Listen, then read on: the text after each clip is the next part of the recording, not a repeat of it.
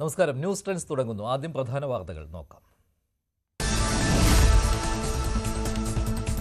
ചേർത്തലയിൽ psycho killer Sebastian കൊന്ന ബിന്ദു പത്മനാഭന്റെ സ്വത്ത് തട്ടാൻ സർക്കാർ സംവിധാനങ്ങളും കൂട്ടുനിന്നു. News 18 big exclusive. ജപ്തി ചെയ്ത ഭൂമിയുടെ റവന്യൂ രേഖകൾ തിരുത്തി. ഭൂമി തിരിച്ചു പിടിച്ചെങ്കിലും സ്വത്ത് തട്ടാൻ കൂട്ടുനിന്നവർക്കെതിരെ നടപടിയുണ്ടായില്ല. 25 കോടി സ്വന്തമാക്കുന്ന ഭാഗ്യവാൻ ആരെന്ന് ഇന്നറിയാം. തിരുവോണം ബമ്പർ ലോട്ടറിയുടെ നറുക്കെടുപ്പ് ഇന്നുച്ചയ്ക്ക് 1 മണിക്ക്. അച്ചടിച്ചത് 75 ലക്ഷം ടിക്കറ്റുകൾ. സ്വർണ്ണപ്പാളി വിവാദത്തിൽ ആരോപണങ്ങൾ നിഷേധിച്ച് ഉണ്ണികൃഷ്ണൻ പോറ്റി.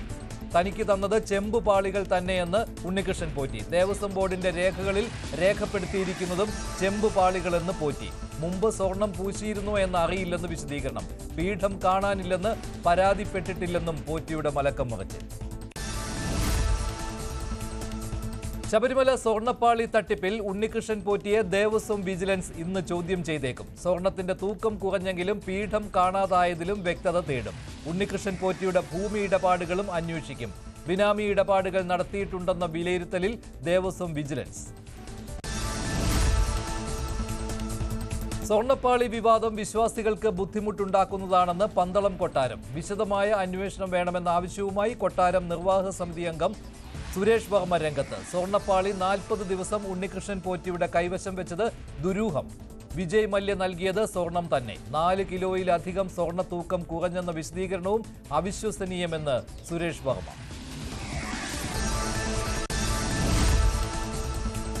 കേരള കോൺഗ്രസുകൾ ലയിക്കണമെന്ന ചങ്ങനാശ്ശേരി ആർച്ച് ബിഷപ്പിന്റെ പരാമർശം സ്വാഗതം ചെയ്ത് Joseph group. Archbishop Thomas തറയിലിന്റെ ആശയവും ആഗ്രഹവും നല്ലതെന്ന് മോൻസ് ജോസഫ് MLA. ലയനത്തിൽ ജോസഫ് ഗ്രൂപ്പിന് എതിർപ്പില്ല. ഏകീകരണത്തിന്റെ അന്തരീക്ഷം കളഞ്ഞത് ജോസ് കെ മാണിയെന്നും വിമർശനം. News 18 exclusive. വിശദമായ വാർത്ത അല്പസമയത്തിനകം.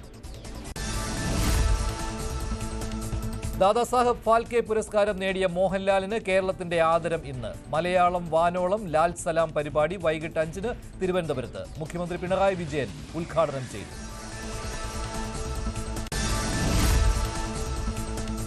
സിനിമാ മന്ത്രി സജി ചെറിയാനെതിരെ റിമ കല്ലിങ്കൽ. ഹേമ കമ്മിറ്റി റിപ്പോർട്ട് തിരക്കഥയെന്ന മന്ത്രിയുടെ പരാമർശത്തിന് മറുപടി.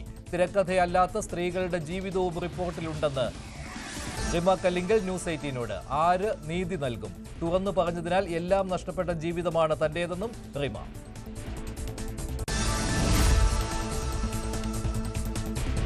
TVK സ്ഥാപകൻ വിജയ് ഇന്ന് കരൂർ സന്ദർശിച്ചേക്കും. തീരുമാനം ചെന്നൈയിൽ ചേർന്ന പാർട്ടി പ്രവർത്തകരുടെ യോഗത്തിൽ. TVK നേതാക്കളായ ബുസി ആനന്ദിന്റെയും നിർമ്മൽ കുമാറിന്റെയും ചുമതലകൾ മറ്റ് നേതാക്കൾക്ക് നൽകി. കോടതി വിമർശനത്തിന്റെ പശ്ചാത്തലത്തിൽ വിജയുടെ അറസ്റ്റിന് സർക്കാർ നിർദ്ദേശം നൽകിയേക്കുമെന്നും സൂചന. വെടിനിർത്തൽ കരാർ ഭാഗികമായി അംഗീകരിച്ച് ഹമാസ്. ഇസ്രായേൽ ബന്ദികളെ വിട്ടയക്കും. സ്വാഗതം ചെയ്ത് ഡൊണാൾഡ് ട്രംപ്. ഇസ്രായേൽ വെടിനിർത്തണമെന്ന് ആവശ്യം. അമേരിക്കയിൽ ധനപ്രതിസന്ധി രൂക്ഷം. ധന അനുമതി ബിൽ വീണ്ടും പരാജയപ്പെട്ടു. സെനറ്റിൽ നാളെ വീണ്ടും വോട്ടെടുപ്പ്. അടച്ചിടൽ 3-ാം ദിവസത്തിലേക്ക്.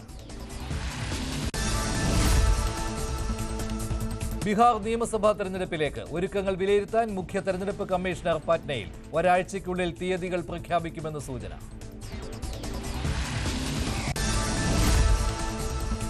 കണ്ണൂർ തളിപ്പറമ്പിൽ സൈക്കിളിൽ റോഡ് മുറിച്ച് കടക്കുന്നതിനിടെ 4-ാം ക്ലാസ്സുകാരനെ ഇടിച്ചു തെറിപ്പിച്ച് ബൈക്ക്. കുട്ടി അത്ഭുതകരമായി രക്ഷപ്പെട്ടു. അപകടം ഇന്നലെ വൈകിട്ട്.